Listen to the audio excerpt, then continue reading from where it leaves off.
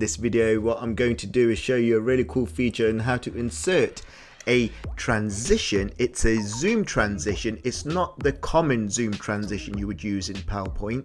It's a different kind. Not many people know about this, but before I do continue, please like, subscribe and share.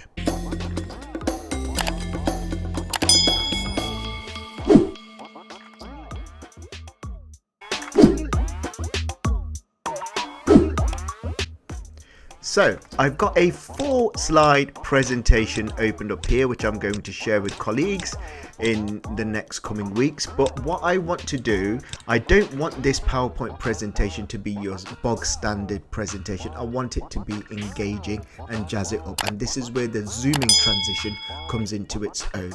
So normally if I click on slideshow mode, I've got dual screen running here, so let me just swap my screen like this.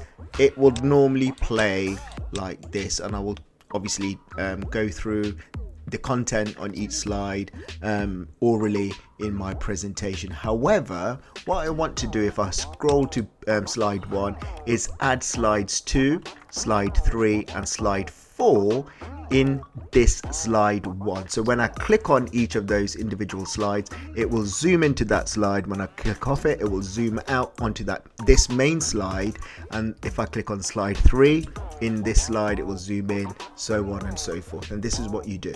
So essentially slide 2, 3, 4 are going to be here in this specific slide. So the first thing I need to do is go to insert at the top. Then scroll to the right side where you've got the links option here, and in there you will find zoom. If I click on the arrow underneath the zoom, I want to choose slide zoom here. Click on that and it will open up this pop-up box here, and I'm going to choose slide 2, 3, 4. Essentially these 3 slides are going to be embedded into slide 1 here. So click on insert and you can see those slides have been embedded. Click off it and then choose the individual slide and move it across where you want it on this slide here. So I'm going to move that one here. I'm going to move this down a little bit to make sure it's aligned properly. Move this down a little bit like this. So those 3 slides have been embedded into slide 1. So at the moment, if I go to slideshow mode, click on this, choose my display settings because I've got dual screen, swap this the screen over. Now I can see my first slide, do a bit of an introduction.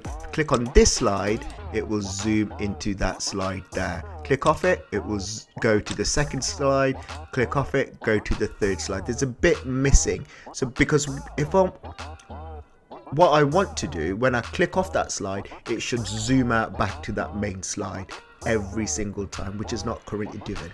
So that's the next stage of this process. So if I click on escape on my keyboard, it will go back to edit mode, go back to slide 1, click the individual embedded slide there. So this one is slide 2, then go to a new zoom option which you can see has appeared.